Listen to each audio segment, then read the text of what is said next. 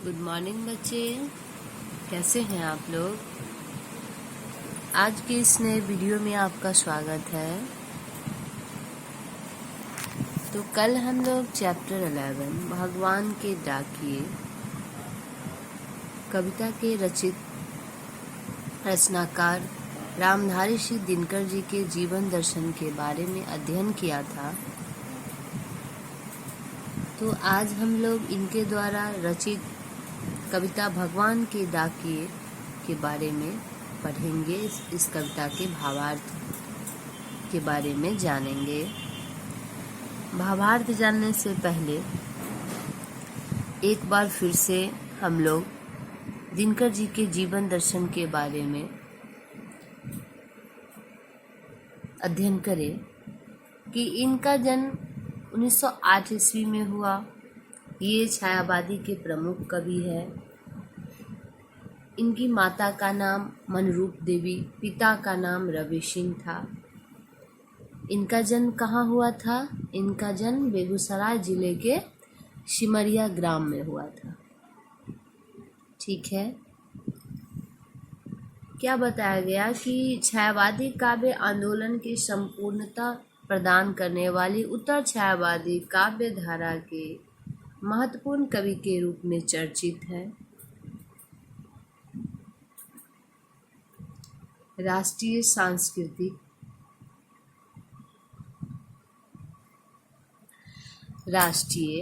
सांस्कृतिक गौरव का गायन करने वाले दिनकर ने प्रकृति के बिंबों के सहारे मनुष्य जीवन की महत्ता और उद्देश्य स्पष्ट किए।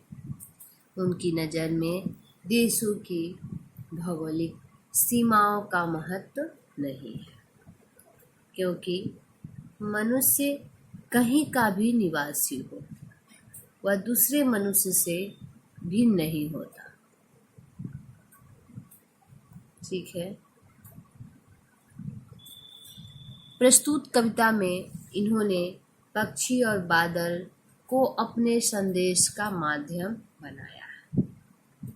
इस कविता में दिनकर जी ने पक्षी और बादल को अपने संदेश का माध्यम बनाया। इन्होंने इन्हें भगवान द्वारा रचित एक ऐसा डाकिया बताया जो मानव की सभी सीमाओं को लांघकर निर्विघ्न रूप से मानवता, समानता और एकता का संदेश देता है। ठीक है। तो पक्षी और बादल को भगवान का डाकिया बताया गया। तो इस कविता में कहा गया है पक्षी और बादल ये भगवान के डाकिए हैं जो एक महादेश से दूसरे महादेश को जाते हैं। ठीक है। क्या कहा गया कि इस पंक्ति में दिनकर जी का कहना है कि पक्षी और बादल ये क्या है? ये संदेश का, इस कविता का संदेश का माध्यम है। और ये किसका डाकिए है? तो भगवान के। ये भगवान के डाकिए हैं जो एक महादेश से दूसरे महादेश को जाते हैं।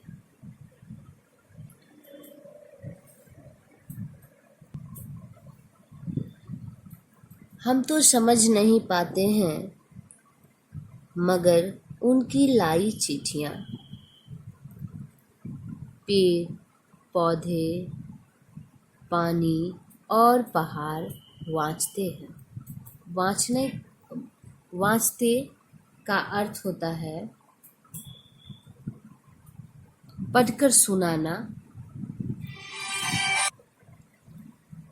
तो इस पंक्ति में क्या बताया गया कि भगवान के डाकिए पक्षी और जो बादल हैं वह एक महादेश से दूसरे महादेश को जाते हैं, लेकिन हम इनकी बात को नहीं समझ पाते। मगर उनकी लाई चिट्ठियाँ कौन कौन समझता है? पेड़, पौधे, पानी और पहाड़। इस बात को पढ़कर वह हमें समझाते हैं, वह अपनी भाषा में हमें बताते हैं, लेकिन हम उनकी बातों को नहीं समझ पाते। हम तो केवल यह आंकते हैं कि हम सिर्फ क्या करते, आंकते हैं। तो इस पंक्ति में बताया गया कि पक्षी और बादल भगवान के डाकिए हैं। जिस प्रकार साधारणतः डाकिए किसी व्यक्ति का भेजा हुआ संदेश दूसरे व्यक्ति तक पहुंचाते हैं, उसी तरह बादल और पक्षी भी एक एक महादेश का संदेश दूसरे महादेश तक पहुंचाते हैं। ठीक है। मनुष्य अपने संकीर्ण विचारों के कारण, संकीर्ण का अर्थ होता है संकुचित, संकीर्ण विचारों के कारण भगवान की भेजी हुई चिट्ठियां समझ नहीं पाते। लेकिन पेड़ पौधे, पानी और पहाड़ उनके संदेशों को समझ पाते हैं और पूरे धरती को ईश्वर के भेजे हुए संदेशों को सुनाते। ठीक है। तो इस दोनों पंक्ति का भावार्थ हम लोग कैसे लिखेंगे? प्रस्तुत पंक्ति में कवि दिनकर जी ने बताया है कि, या कवि दिनकर जी का कहना है कि पक्षी और बादल भगवान के डाकिए हैं। जिस प्रकार एक साधारणतः डाकिए किसी व्यक्ति का भेजा हुआ संदेश दूसरे व्यक्ति को पहुंचाता है, उसी प्रकार या उसी तरह बादल और पक्षी भी एक महादेश का संदेश दूसरे महादेश तक पहुंचाते हैं। मनुष्य अपनी संकीर्ण विचारों के कारण भगवान की भेजी हुई चिट्ठियां समझ नहीं पाता, लेकिन पेड़ पौधे, पानी और पहाड़ उनके संदेशों को समझ पाते हैं और पूरे धरती को ईश्वर के भेजे हुए संदेशों को सुनाते हैं। तो हम लोग ये दोनों पैराग्राफ पढ़े हैं, तो इससे दो प्रश्न बनेंगे। तो दोनों प्रश्न आप लोग अपने कॉपी में लिखकर और याद करके रखेंगे। तो पहला प्रश्न है, कवि ने पक्षी और बादल को भगवान के डाकिए क्यों बताया है? ठीक है। तो इसका आंसर लिखेंगे, कवि ने प्रस्तुत कविता भगवान के डाकिए में पक्षी और बादल को भगवान का डाकिया माना है। अब क्यों माना है इसके बारे में जानेंगे। मानव अपनी संकुचित सीमा में बंधा रहता है, उसके लिए दूसरे देश दुश्मन के समान है और ईश्वर का भेजा हुआ संदेश नहीं समझ पाता है। इसके विपरीत पक्षी और बादल किसी सीमा में नहीं रहता है, वह भगवान का संदेश समझ पाता है और पूरे धरती तक पहुंचाता है। इसलिए कवि ने इसे पक्षी और बादल को भगवान का डाकिया बताया है। ठीक है।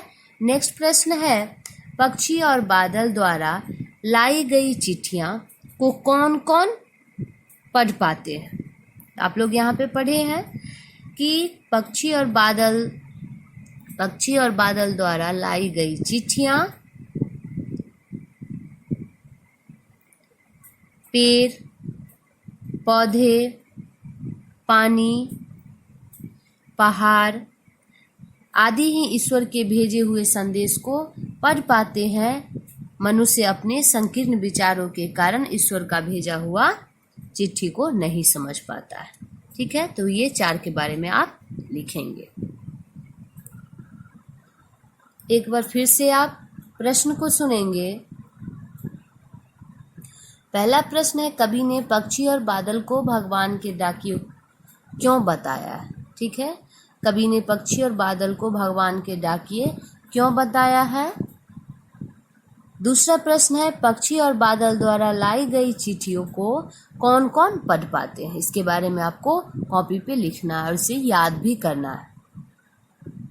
ये आज का होमवर्क रहा।